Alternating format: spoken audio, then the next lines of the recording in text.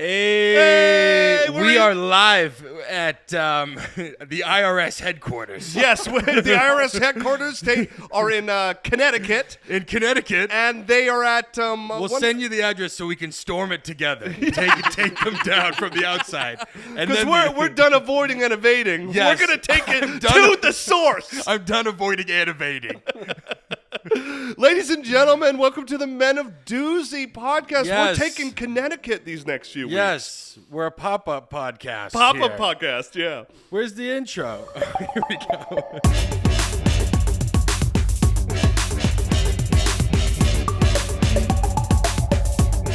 You know, you guys are probably thinking, what the hell does doozy even mean? Yeah, that's what I was going to say, too. Oh, I was wondering that as well. So, but the word doozy means something that is extraordinary or outstanding of its kind. And if you can't tell, we are not that. But we're close. We're in Connecticut. We're so close. Yeah, Connecticut, right? Yeah. Moving on up. But, you know, this is the podcast that we are going to give you all the tools you need to become successful. How do I do this? How do I do that? How do I do all of these things in life? And we are willing to travel to Connecticut to do it. We are, even if it's a 4-hour drive south to pick you up and then 5 hours to come up to Connecticut. I hate you. Right? But the best part is we're going to learn how to be successful ourselves while we also teach you how to be successful yourself. Makes sense to me. I'm Alex Charizard Staub. And I'm Kirk Holographic Zapdos Koz. Okay. Well, what are we going to talk about today? Well, you know, that's a little bit of a fake out. Oh. But what are Pokemon cards? They're different types of cards. They're are.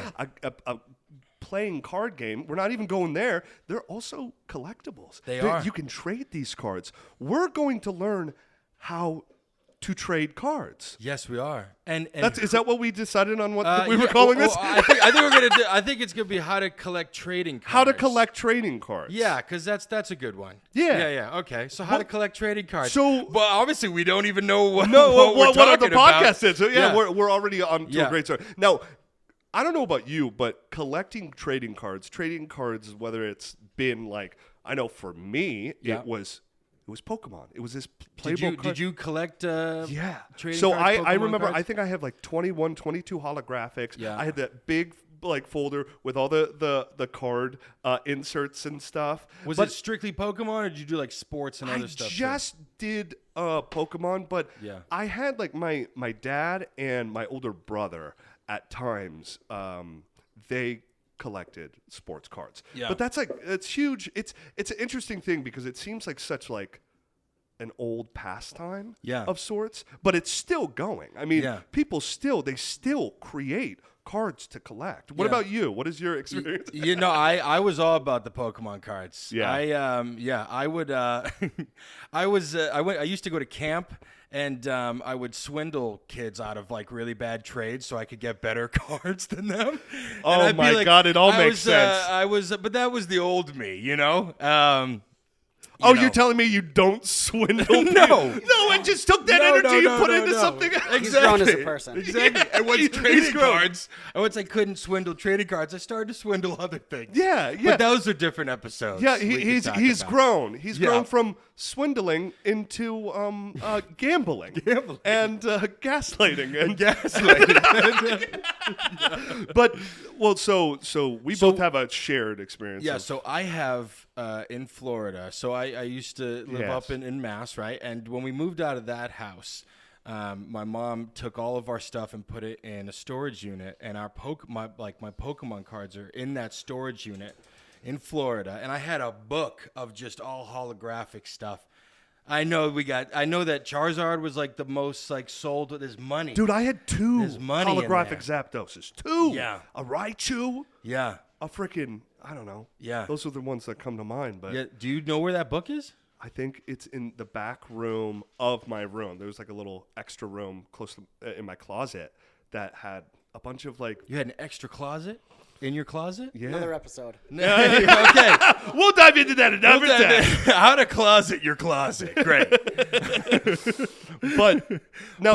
Yes. Yes. Uh-huh. Uh-huh. Yes. Perfect. Exactly. Yep. But there's more to trading cards than just Pokemon cards. Yeah, that's right. The sports game in trading cards is huge, and it's been huge for but I decades. don't know. Yeah, but I don't know anything about the sports trading cards or just trading cards in general. Because once I get a hold of these Pokemon cards, what do I do with them? You know what I mean? Yeah. And we don't know what to do with them.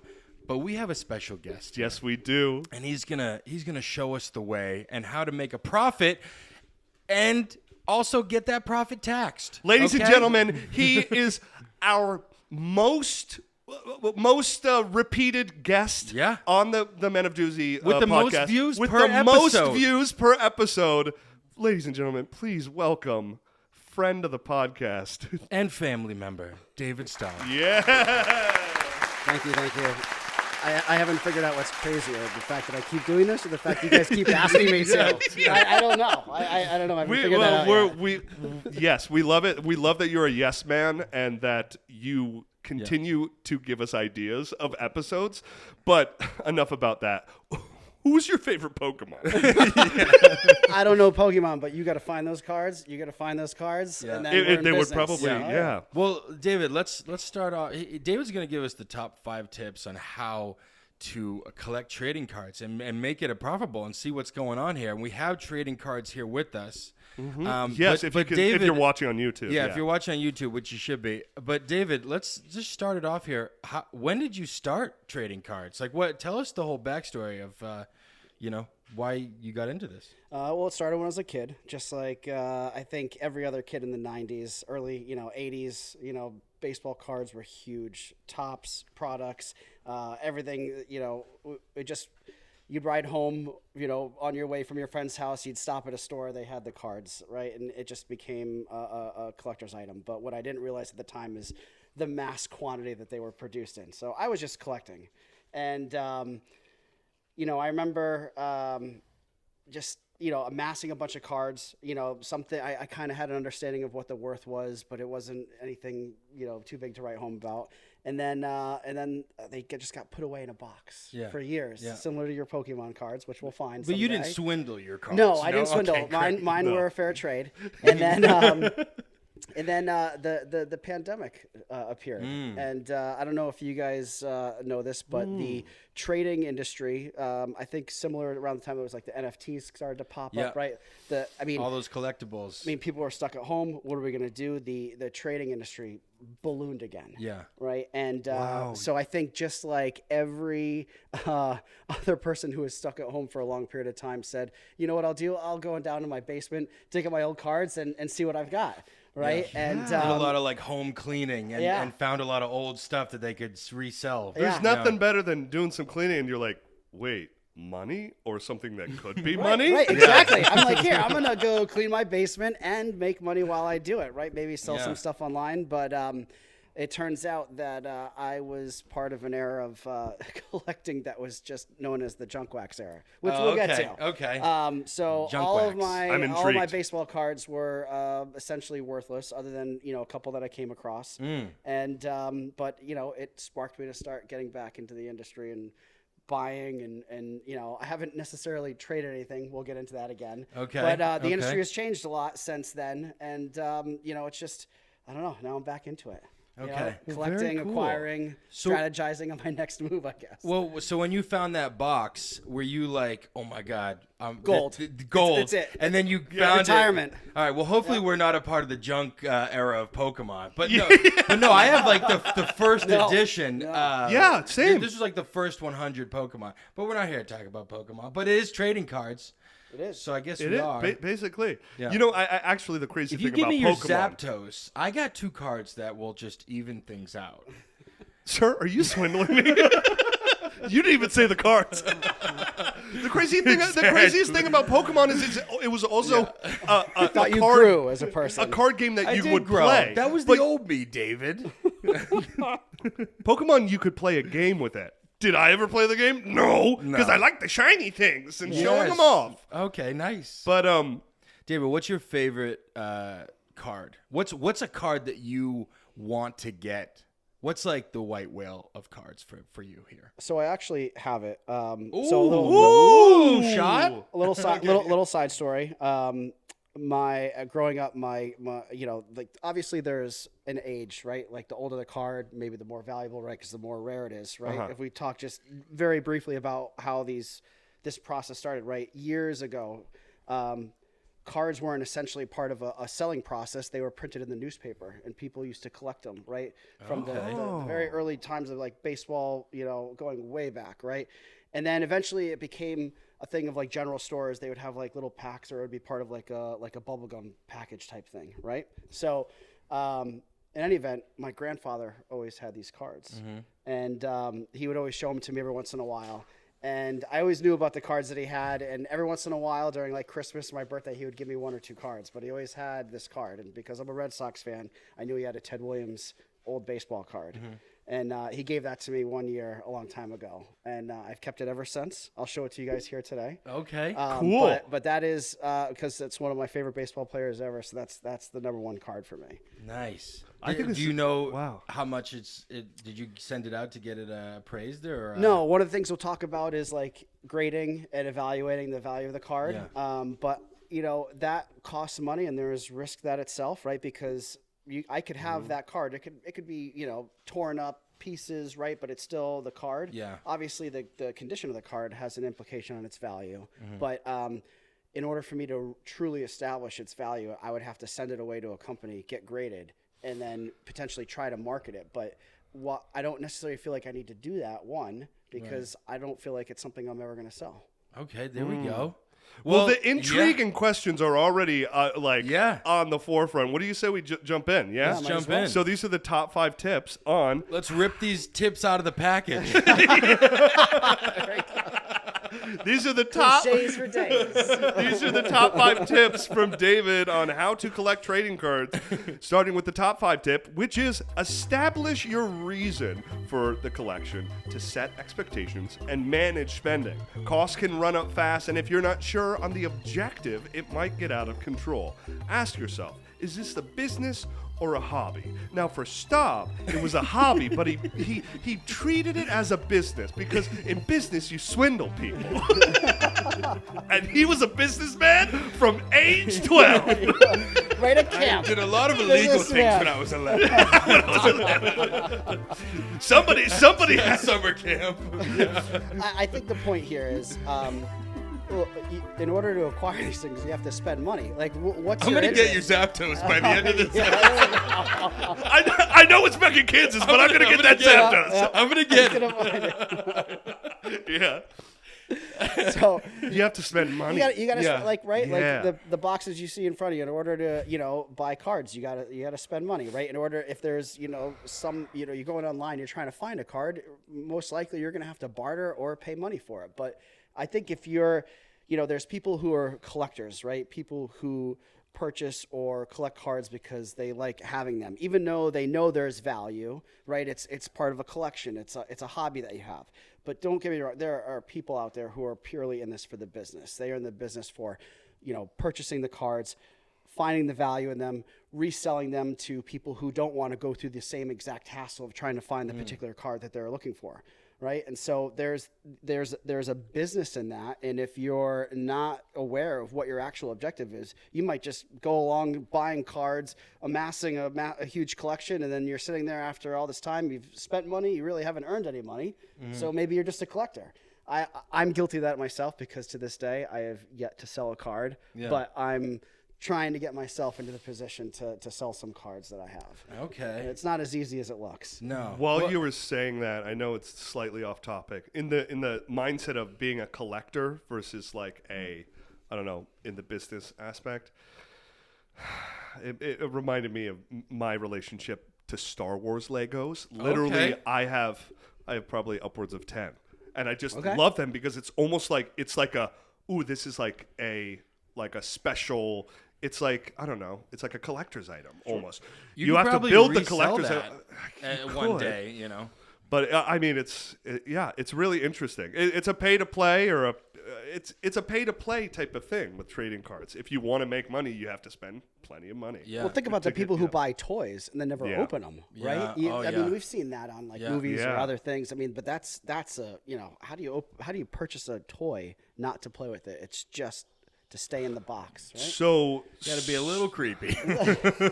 so when for you, for you, it was in the pandemic when you busted these out and you were like, so do you consider yourself more of a collector rather than like trying to sell, or are you kind of? I've honestly, I do into- plan on selling cards. Yeah. And the reason for that is I've started to put my collections together, actually in some type of, assimilation, like an order, right? Gotcha. Sets, years, things of that sort. I've started to get some cards graded, which I'll talk about. And I've, created an eBay account, and I'll start to eventually do that. But for a while there, it was early 90s, late 80s, purchased cards. Haven't bought cards ever since. And then 2000, ordered some stuff online, and the rest is history. There's something about transitioning from the collector's mindset into the business seller mindset. It's hard. Because especially if you have any type of like emotional attachment to a card, like I think that is a pretty universal thing for anything, whether it's games or for me Legos or toys or certain things that have accrued in value over time. And if there's a card that's like worth a lot to you, but then like someone wants to buy it for like $300 and you know that they're not gonna enjoy it as much as you have, like would you still Like my sell Zapdos. it? Yeah, do you still I sell don't it for believe Staub will treat my Zapdos well enough. He just Oh, dude, I got 2 Snorlaxes. Okay. All right. And then hey, why don't you take your 2 Snorlaxes and take this Doug Trio up your... Yeah. Never mind. Yeah. And wouldn't you like to do that instead?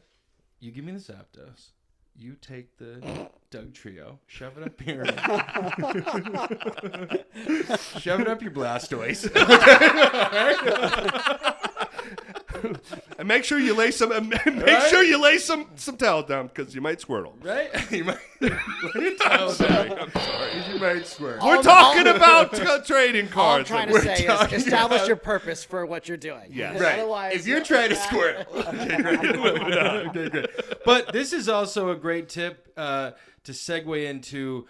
We have a real video of an actual card business that David went to. So let's play the tape here.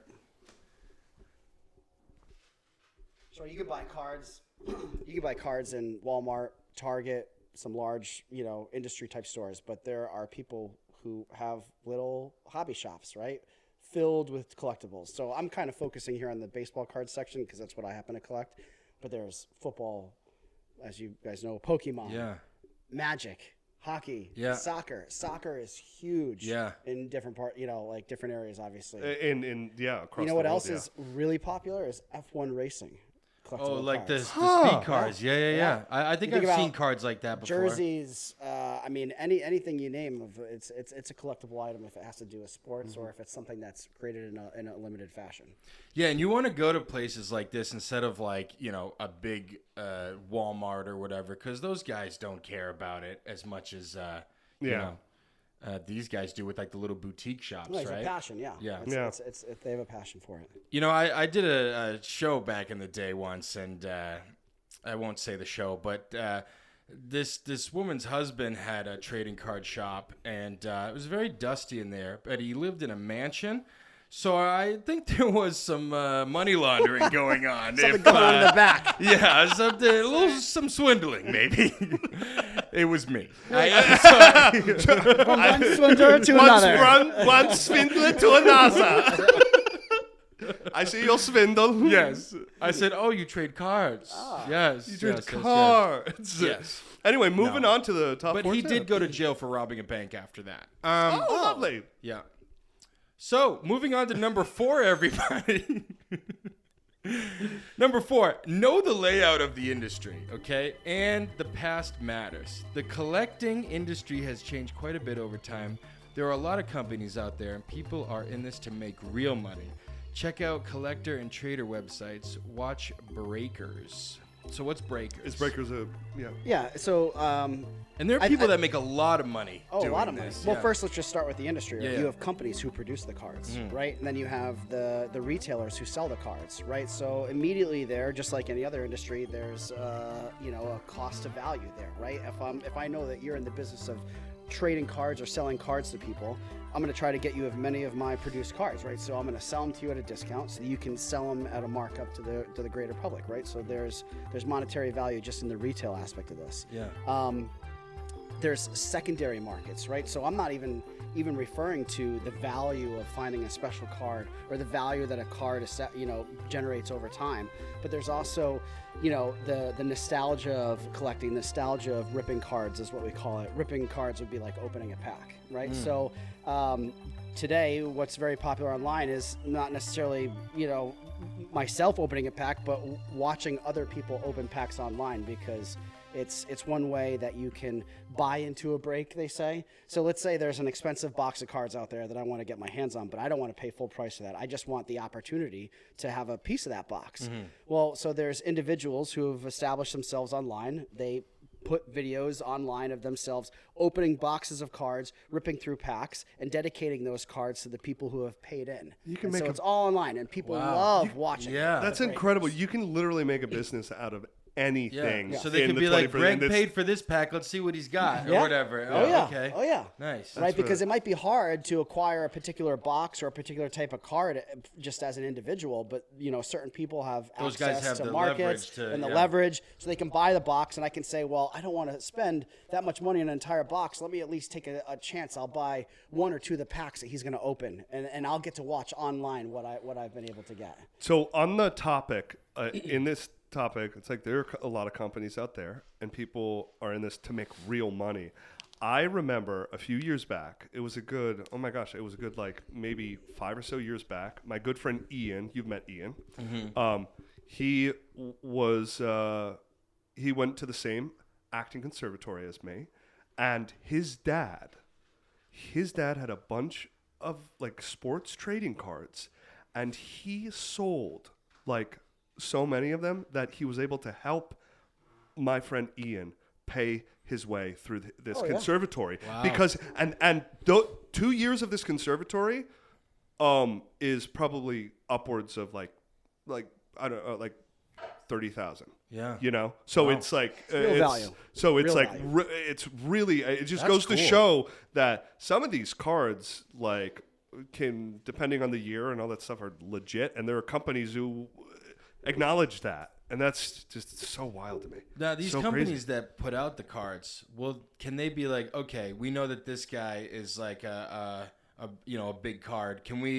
We'll only put out 5 cards of that. Do they decide what card is more rare when they create it? Well, so remember I mentioned the junk wax era? Yeah. So like back in the day. So just for example, right, I have a 2002 box here, a 2023 box, and a 1998 box. Mm-hmm. Which box do you think was the most expensive?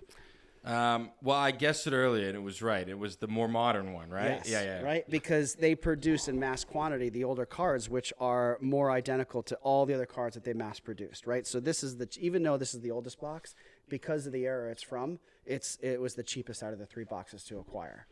So now explain that to me, because usually I guess the standard understanding of that is like the older a box or the older a card, the more value it would have. So right. Is it just depending on... It kind of comes with the rarity of it, right? So obviously if we go back even further, right, before card collecting was really a thing, that's why some of the really older cards from, the 40s, the 50s, and, some of these crazy cards that you hear about online or on television. That came from like the newspaper right, stuff. Right, Yeah, the reason why like they're the most saying. valuable is because people didn't really collect them. It wasn't a thing, right? So you get to the 70s, 80s, all of a sudden it becomes a product that's, being sold. You get to the 80s and 90s, and it was everywhere. Kids, kids used to attach them to their bikes, and, the old motorcycle. Right? Yeah, exactly. To create that clicking noise. So it's just that this particular box or this particular time period was produced in mass quantity without much variation, that it's just very accessible to obtain. So there's a lot of it out there. Now, don't get me wrong, there are still odds or cards within this box that might be a little bit more rare than just the standard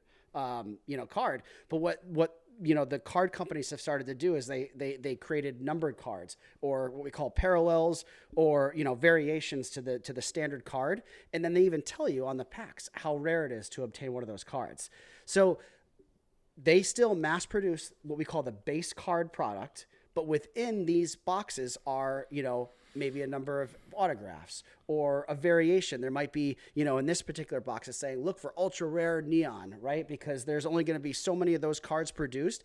Now, those are the cards that are worth the money. That's why people are purchasing these products. Yes, people still want to put the sets together and the base product together, but you're looking for the autographs. You're looking for the variations. You're looking for the numbered cards. And for the most part, because of those things, where to look. Yeah. For the. This is making me, my nerdy ass, and you'll appreciate this, is thinking about video games and like gold trophies, when it's like, oh, it's hinting that it's in this area. I have to do this specific thing, but and so like when you do it, it's like, yeah, I did it. But like this is gosh, they really. Should we open a couple packs? I think so. I think this is a great moment. No, we were gonna open a pack per thing, but we should do it during the break. So what we're gonna do right now, everybody, is we're gonna take our mid-episode break, and we're also gonna open up a few cards to see what we got. All right, we'll see. We'll see you on the other Zapdos. Don't do it, Kirk. Zapdos. Don't do it, Kirk. He's trying to trick you. Picture Zapdos. Everything will be fine. Let's wrap it back. Zapdos hitting a home run. We'll see you on the other side. Zapdos rookie. All right, hey everybody. Hey, welcome to the break. We are at the break. David, why don't you pick out some cards for you have the magic Staub touch, and I David. So let's. Well, being that we are Red Sox fans, right? Correct. I figured what we could do is the reason why I bought 1998 was because that's David Ortiz's rookie year. Yeah, so baby. I figured we could try to find Poppy. a David Ortiz rookie card. Well, before we pull it, should we do a shot for good luck? Sure. Why? Yeah, why the heck not? I just happen to have 3 shot glasses here. I'm going to let y'all know. Guys, this is a great time for you to like this video. If you're watching on YouTube, please comment, subscribe. It helps the algorithm. It helps. Share this with your friends. Yes. We're on Instagram. We're on every audio platform you can think of. I mean, every audio platform you can think of. Yeah, all of them. Of course, Instagram is where the party is at. Yeah. It's where you can always watch our beautifully edited trailers. You can find all of our links to our episodes and maybe a funny meme or two. Yeah. And we post trailers every week. I mean, we're trying here. We're in Connecticut, damn it. I mean, what do you want? What else do you want from us? God. And if you have a Zapdos card, DM me. If you have a Zapdos rookie card. I've got 2 Snorlaxes that are going to blow your mind. But before we take the shot here, I just want to, acknowledge our beautiful editor and what he does every episode. And we just want to know, Jose, what, what do you think of this episode so far? And do you have any ever trading cards? Yeah, have you ever traded cards? You got anything? Yeah. You gotta look. I used to collect Pokemon cards. The episode's fine. Get back to it, guys. Wow. I know a swindler when I see it. It takes a swindler to know a swindler, okay? All right. Swindler trading cards coming out this week. Cheers. All right, let's get some good cards here. Good stuff. Smooth. Okay, let's get these going. Which ones are we? I like it. All right.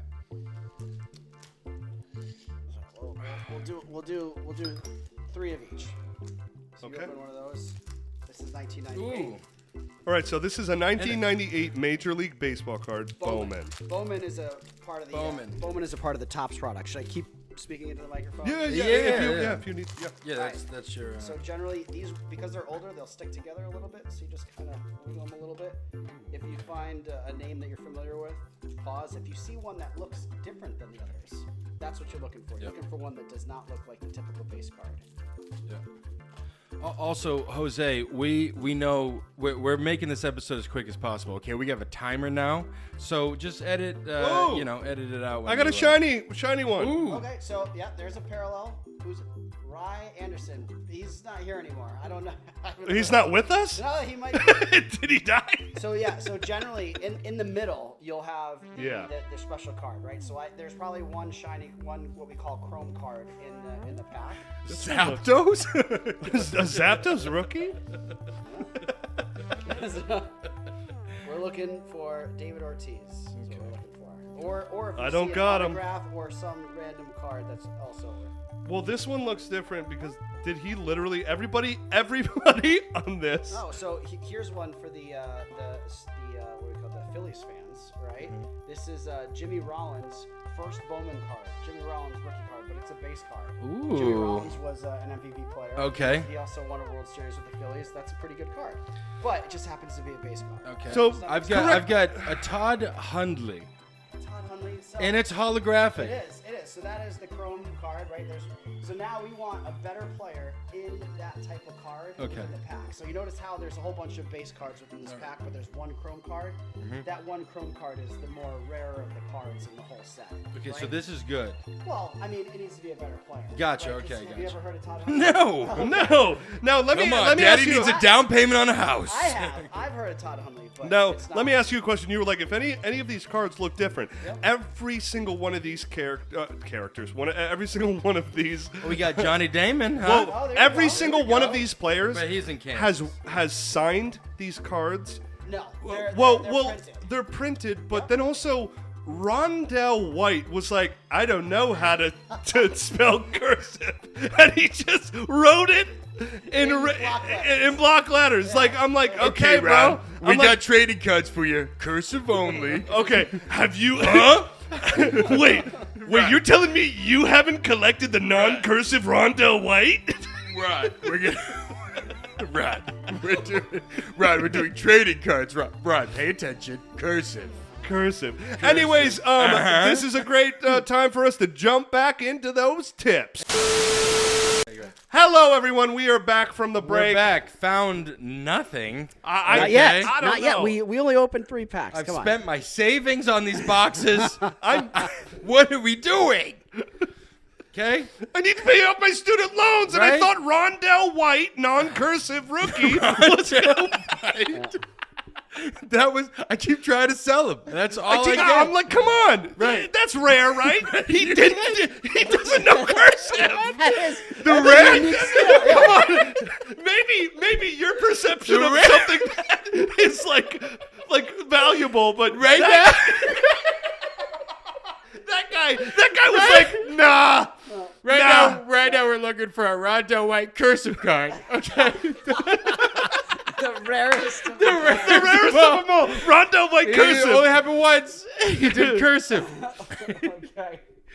All right. Well, let's get back at these tips. Please. With Rondo the top White, three, cursive. Top Okay, 3 great. tip is come up with a strategy that suits your style and stick with it. The hunt. Buying boxes and ripping packs versus target acquisition. So explain these. There's like, is that like kind of buying in bulk or like specifically targeting certain? So what we just said was the hunt, right? We said we're going to pick somebody, we're going to try to find their rookie card and acquire a box, right? Because that particular rookie card would be worth some money. That if we found that card in either a parallel or a Chrome version, it would be worth more than the box that we paid for itself.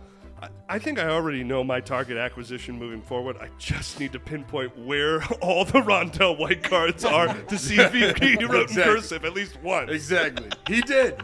It happened once. It happened once. Yeah. So we'll people find have favorite players, favorite cards, right? But maybe you don't want to go out there online and spend a couple $100 to get the exact card you want. You'd rather spend a little bit of money and gamble, right? This is virtual. This is basically gambling, right? Yeah. If I told you that there's a chance that there's a card that's worth several $100s and it may or may not be in that box that's worth cost you $50. That's the risk, Yeah. right? Or if that's the card that I want. It's target acquisition. I'm just going to go online. I'm going to find somebody who has that card, who is a safe, supplier, and I'm going to purchase it from him. Right now, I've just taken all the risk out of it. I found the card that I want, and that's the target acquisition. So there are certain individuals who just like to hunt. Myself, I like to hunt. I like to buy boxes. It's I like fun. To get cards, right? I like to try Where to do you find it. hunt, like specifically? Where's your? Well, it's more players, right? Who's Usually the the hot woods. player in the industry? Who's doing really well? Who's the number one rookie? Who's coming out of the minor leagues? That's the big player that I know that's gonna, if I spend a little bit of money and I can turn around and sell it for more, that's the gamble, right? Yeah. So yes, there's Hall of Famers, people who are well known in the industry and well known in the sport that you try to target. But I think it's just more about as years go on. I mean, that's kind of why these newer products get more expensive, because everybody's speculating on the future value of what that of like a rookie card that comes out, and whether that player is going to blow up. Yeah. Which would mean their trading card value would skyrocket. Yeah. So it's good to hold on to the rookie cards just in case. Oh yeah, absolutely. Yeah. So a lot of people get rookie cards. They put them in protective sleeves, right? Oh, I got some sleeves here. We got. Yeah. Right, because that's another thing, taking care of your cards. But there's a lot of people in the industry who think that the hunt is a waste of money, right? Because if you're truly out there trying to speculate on somebody who's going to be worth more, why not just go out, get the card, sit on it, and try to retrade it at a later time? Right. Okay. But and like, where do you specifically go to, like boutiques or like eBay or local summer camps or? I think there's only one of us that has profited from our summer camp. It's Kirk. Yep. Yeah. I was on the other side of that deal. I never went back to summer camp after that. I was like, "Who is this asshole kid?" I knew you looked familiar. And selling his card paid for my summer camp. Yes.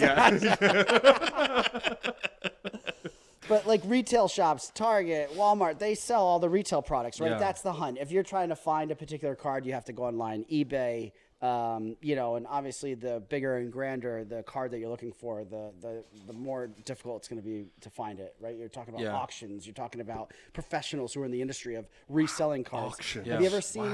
There's this new show on Netflix that's really cool. It's called The Hunter. I forget what it's called, but it's a new show on Netflix. It's all about the most profitable retrader of collectibles. He doesn't even own the products. He just is in the business of selling it for people. So say you had a collection of cards. Yeah. You'd call him up and be like, I got to get rid of these. He'd be like, I'm going to sell those for a commission. Yeah. Because he knows how to connect, and his business is all about connecting people who want things. Is this it? King of collectibles. King of collectibles. Yes. Well, if I could give him my Pokemon cards and net like $1 million, I would give him. I would definitely give him. You know who's Jake Paul was on it. He's a big Pokemon collectibles. Or Logan Paul. Logan Paul. Yeah, he did. Oh, he has like. That's how I saw one of he did like the live.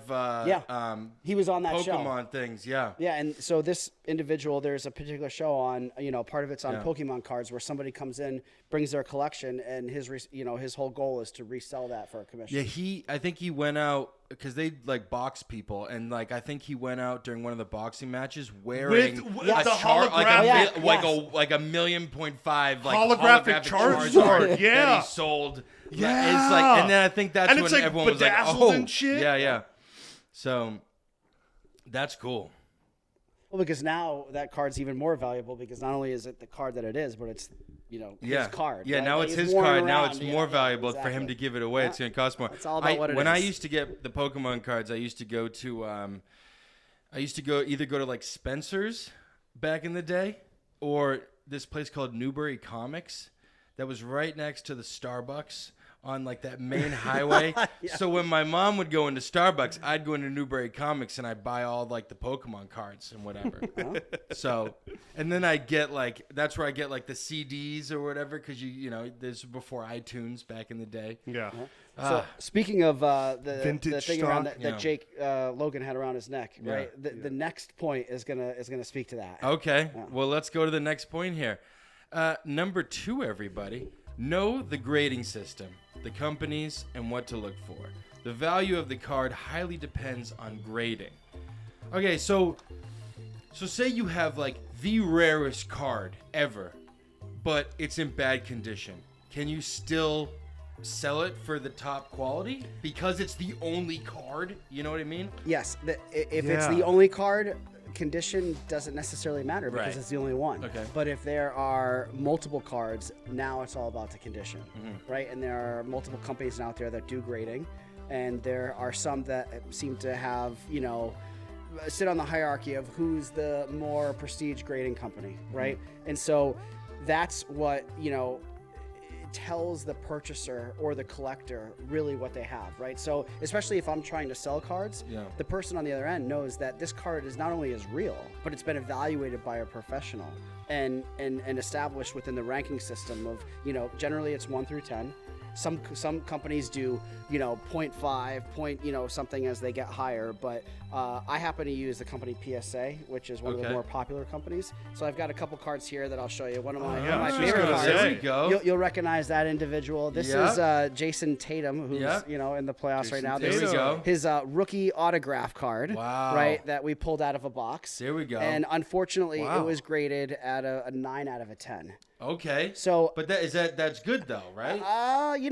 Look, it's still a valuable card. Right. But there are 10 out of 10s out there, right? So now this card is not quite as valuable as some of the other cards that are similar to this one. But why? Do they explain why they made it a 9? No, they do not. Okay? See, that's where I get. It's a science. They measure it. It's off-centering. It's, maybe there's an imperfection. Sometimes you don't necessarily know the exact reason. One time I had a card sent back to me. And it was just like, not real. Oh, yeah. Whoa! Fake one? Yeah, but it was an older card that I mean, not too old, but it must have been something that I bought. All the letter said. It just was like NA can't grade this. But that's the thing about this that it boggles my mind, is that there are companies out there that make money off of you spending money to be like, hey, can you just make sure or confirm that this is worth money and then give it back to me? Yeah. And it's like, it just feels like they could swindle you. You have, hold on a second. Because you're paying money. Sorry. Yeah, well, no, you have to find a box that you think has value, spend money on that, then open up each thing, find a card that you think has value, then pay money to get it, valuated, and then maybe hopefully get your money back times 10. This is the most long game gambling hobby of existence. After 8 weeks, my Zapdos card isn't real. So you win in that transaction. It was actually you who swindled him. That's right. But for Tatum, I got 2 Snorlaxes. Well, just a little. So remember, I was telling you about some of my older cards here, right? Yes. So this is the junk era. Yes. No. This is not the junk era. Okay. This is a 19. Well, these are like the original stuff. This is a 1950 Ted Williams Bowman card. Wow. This is something that my grandfather gave me, and it would cost me several $100s to ship this to the company to have it evaluated. Yeah. Right. What? Wait, how much? Several hundred. The reason is because not only do I have to pay them to grade it, but I would want to insure this if I was going to put this in the mail. Yeah. Right. And then depending on how valuable the card is potentially, they charge you more for the evaluation on it. Right. Wow. So I could send this away, spend several $100s, and have them come back and tell me, it's a 6 out of 10. Well, now I just spent a whole bunch of money for somebody to tell me that it's not worth as much as I thought, when I'm not really going to sell it anyways. And so, fortunately, I don't have too many of these cards. I only have a few of these, but it's just, this is something that's special to me. So I will share that with you. That is. We'll take a picture cards. for Jose to put it up on the green screen. Yeah, that's amazing. You gotta be select. Yeah. What would you say about somebody who's trying to get into this, has so many cards? Would you say to be selective? Yes, about you this? have to be Because selective as to what you sent in, because, for instance, I have some other cards. I have a quick question for that. So that's the prize, the old card that you just showed, right? How mad would you be if you sent it out and they came back and said, not real? Grandpa! Grandpa! Not real. Yeah, no, I would be pretty pissed. Yeah. It looks real. It is. So it is. Well, it's out of a it looks like it's out of a, not like an actual card thing, right? Is that? Was that one that came out of like the newspapers? The newspaper? Oh no! This 1950s they started doing packs with like bubble gum, like this. This is when they started actually to produce cards. But they came sometimes in these sleeves, and you would have to cut them yourselves. So sometimes the quality of I was the card thrown off by based on the size. The size has differed over the decades. That's how old that card is. Wow. But it's interesting, right? Because I started targeting some of these cards. You'll recognize some of these people. I'll just talk about this. This is one of the most the most common Derek Jeter rookie cards, right? It's just this classic 1992 Topps rookie card, 9 out of 10. The difference between a 9 out of 10 is $1,000, probably. Or several hundred, depending on depending on who the collector is. But the fact that it's a 9, It's not really worth anything. You know, there's so many 9s out there, but I needed it to be a 10. But obviously, you don't even have to do research to be like, oh, is this Derek Jeter guy worth getting it appraised and see if it's worth it? You did it because it absolutely. Well, you also need to. Sometimes it's pretty clear that the cut is bad. Like if you look at that, you can kind of tell it's a little off shape, right? Okay. But there's nothing wrong with the card. I can tell, right? But it's like what you tell me what makes that an 8. That's the first Aaron Judge baseball card from 1913, or no, not 2013. And I thought I should send it in, and it came back an 8. So I don't know, little waste. Yeah, to be honest, it makes me blood red mad. I'm like, who the hell do you think you are? Exactly. Who do you think you are? Oh, you're just like high on this 6 council, like 9. Oh, you know, I know. Yeah. You know, I'm feeling. You know who it is? It's Robert. What's his name again? What? Are you bringing back the first Social Security? No. Rondell. Rondell? What's the guy? Rondell White? Where is he? It's Rondell White. He's like, I tried so hard to become. But Robert had the first Social Security number. I remember Rondell White is part of the Rondell White. He's grading all of it. He's like Wrong episode. The first cursive card, the first Social Security, and he grades the cards too.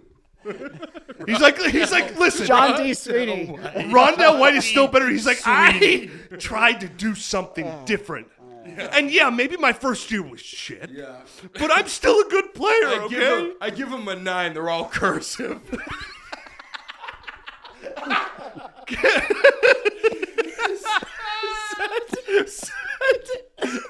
Send them the ones that aren't cursive, David. Those are the 10s.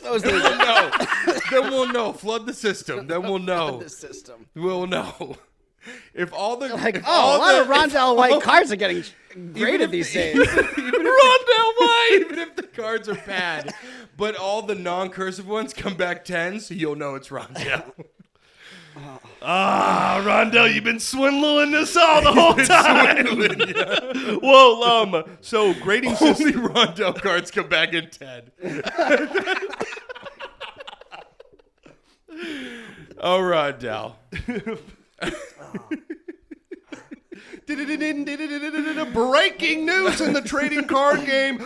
Apparently, Rondell White has monopolied the trading card games for baseball. Apparently, he is not given a 10 out of 10 in 30 years. Yeah. Because nobody noticed. Right. In 98. He's like Willy Wonka. He comes out. I put 4 cursive cards in chocolate bar. That's exactly what it is. Wait,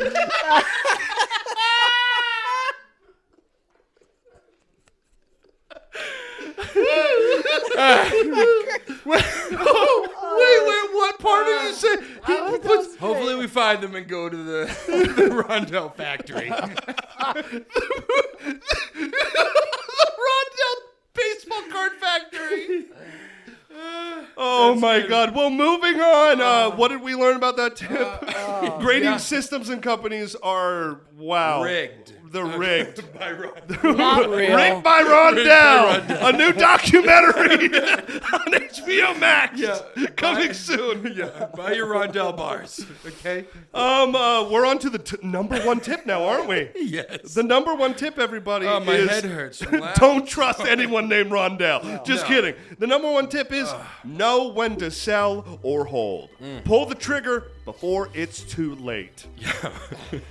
I mean, think about this. Think about in sports. Think about like the steroid era. Think about all the people you knew that the people that have these Era? records, right? Just, Wait, no, just kidding. it's over. But there are There's one card where Rondell during the steroid era was. He just wrote his name. Ron. W. Ron. The card W.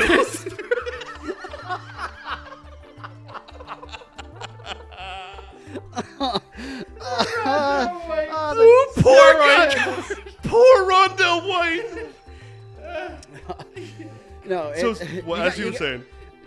They can lose value, right? So there are situations that happen in life where, somebody maybe gets caught with steroids or suspended, and maybe they were the hot player, and now all of a sudden they're immediately cold. I mean, maybe something happens that makes them extremely valuable, but at the same time, if you don't act, right, there are certain situations where, I mean, think about these players like Barry Bonds, Jose Canseco, Roger Clemens, all these individuals who are clear Hall of Famers statistically, but their baseball cards do not carry the value like anybody else's because of the situation that they're Interesting fun fact, Jose Canseco and his family lived next door to my house in Kansas for 2 years. Wow. When I was growing up. Yeah, Jose Canseco. Oh. Yeah, like he's a massive guy.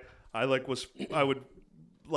play, me and my brothers would play with his son and stuff, and yeah, interesting family, but he was never really around. But I met him a few times. He was big, massive dude. Oh yeah, generational talent. I mean, crazy to statistically one of the the better offensive baseball players, right? But just not regarded as somebody who's collectible. Interesting. It happens to, I don't know if you guys know who Fernando Tatis is. That's the most recent example. He's only been in the league 2 or 3 years. He was one of the hottest rookies coming out, and last year he got busted for performance-enhancing drugs. And the stock in his baseball cards plummeted, and he was at the top in terms of collectible memorabilia. And then it just that happened, right? So if Who people did he had play sold for? Padres, San Diego Padres, right? So that's an example of a situation where you're collecting cards. It's if you're sitting on those cards now, and maybe you targeted, you went out and you spent $1,000 on one of his cards, and now it's only worth $200. You just lost quite a bit of money. I would like to show you one example of an absolute exaggeration of when you're supposed to sell. Okay. 1 second. I gotta reach back here. Oh, yeah, you got it. All right. So don't mind my 1980s Trapper Keeper. Nice. Look at this. We're all familiar with the Marvel industry, right? Yeah. Yes. The Marvel movies? Yeah. So during the pandemic, these cards were made in the 1990s. Whoa. Okay? You got Marvel The 90s? cards? Yeah, in 1990, 1992, they are the Marvel Heroes Series 1 and Series 2 cards. Wow. This is the Captain America card. I'm willing to take it out because it is virtually worthless. Okay. But for a period of a year or two, people were paying hundreds to $1,000 for this card because the Marvel movies were out. Yeah. It was a big deal, and nobody had these cards existed, but nobody was really reselling them. So somebody all of a sudden said, I'm going to go get all these cards graded. And they were the first one to sit there and be like, I have the first Captain America card. And people fell for it. And they went out and so for a period of time, these cards were worth. So don't get me wrong. There's some cards in here that are still worth some money. Yeah. But these were mass produced. There is no real tangible value, just given that there are thousands to 100,000s of this particular card out there. But for a couple of months during the pandemic, people paid up to $1,000 for this card. And then and then the information came out, whether it was on YouTube. You can watch YouTube videos about this exact situation because people were like, why are you paying so much money for this card? You can pay 99 cents for it from me. I have 100 of them because I got a bunch of boxes when I was a kid. Yeah. And it was crazy that there was a lot got of people swindled. People made a bunch of money off these cards. So there was a period of time where I might have been able to turn around and just be like, well, I have half of the Marvel set here. Pay me, $10,000 and I'll give you all of them. Now you're swindling. Right? Yeah. See? You must have learned a thing or two from Ron. The apple doesn't fall far from the tree, does it? I just act on the thoughts. But it was Marvel was hot. People didn't Yeah. kids now and people now didn't really know what these cards meant and what they were. But it didn't take long. I mean, you can see the price now. There's some people who are still trying to sell them for a lot because they're late to the game. But there are people who made out like bandits selling these cards when there's not really any rarity or real value to it. It was shocking once I found out. So you've expanded to the Marvel universe. No, there. this is another thing that I collected when I was a kid. Hence the 1990 Trapper Keeper. Oh, nice. This is what I purchased when I was a kid, and when I found out what was going on, I was just too late to the game. I didn't realize what was happening. And then when I went to be like, well, maybe I should get these graded, I saw all the videos out there. They're like, yeah, no, they're everywhere. This is not a rare thing that you have. Yeah. Now, there are a couple rare cards within the set there are holograms and there are like, you know, a few cards they printed that there aren't a lot of, and those are worth money. But like, I just pulled out Captain America #1 of that set. It's worthless. But it's all about finding the person that will spend the $1,000 on it. Exactly. Okay. You gotta find them. Which there's a lot of stupid people on the internet too. Yeah. And at summer camp. And at summer camp. That's right. Yeah. Well, gosh. Well, actually, I have one more surprise for you guys. Really? So while we've been talking about this trading card thing for a while, and I actually went out and got my own trading cards here. Oh. That they were Pokemon, and I went deep on eBay, and I found this guy who found like some first edition like little pack. Okay. So we got some Pokemon. To open? Yeah, to open. Open early pack. Yeah, early pack. Ooh. No way, It dude. just so This happens is awesome. I have sleeves, and if I'm we just find, kidding. Oh. I do have something. You suck. You suck, dude. You swindled me. Yeah. That's my little joke. I do have something different. These are limited edition, first edition.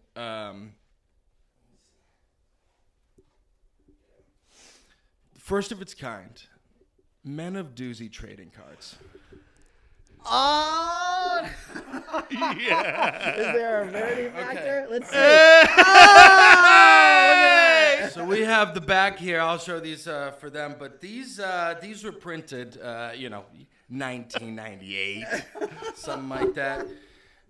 We have Kirk's card first. Okay. Okay. Should I look at it? Yeah. Read it out. Look it out. Yeah. So this is This is Kirk's. host This Kirk. is the Menadoozy podcast trading cards. This is here. a trading You haven't card. seen this before. I've never seen this before. This He was a told me he had a surprise. surprise. One of one. This is host Kirk Koz. Strength 30, power 30, speed 30, magic 100. His different attributes: owns a forklift certified dump truck, loves to play with Legos, was Shrek in a past life. Everything came up in this episode basically about this. I can't That wait. is amazing. I'm going to cherish this forever. It's a powerful card here. Show it around, and this is David's. You got me a card? I got David. You are the top guest. David, I said we're sitting. know why. I said we're sitting here with all these trading cards. I was like, wouldn't it be cool if David had This is his such a good own bit. trading card? Yes, okay, please. So here is David Staub's. I've never seen Look this. at yeah. Here's the trading card for David Staub. Read the stats. Okay. Strength 100. Okay. Power 100. Okay. Speed 100. Magic 100. Oh, look at these attributes. Attributes. Loving father. Great attribute. Great attribute. Perfect hair. Great hair. Look at that hair. I don't have it. Evades taxes, doesn't avoid them. That's true. That's true. He evades, it doesn't avoids. Yep. That is perfect. And what about yours? And then mine I have here, right? This is mine. Strength is 75, okay. Power 75. Speed 25, okay. Magic 50. And the attributes that I have is bald. Powerful card. Powerful card. Well, gosh, what a Powerful card. great... Hey, these are one of ones. These are One of one of rare. ones. These are rare. These These are are very rare. These are rare. Well done. It's all good. I'll trade you know what? yours. I'm listening. For a Snorlax. We need to put these in some I'm gonna covers. give you a top loader for that. There we go. Yes. Yeah. Look at Yeah. this. Here we go. Top loader. Just so these are top It loaders, might the heavy fit. plastic ones. Hopefully. Wow. Yeah, legit. Yeah.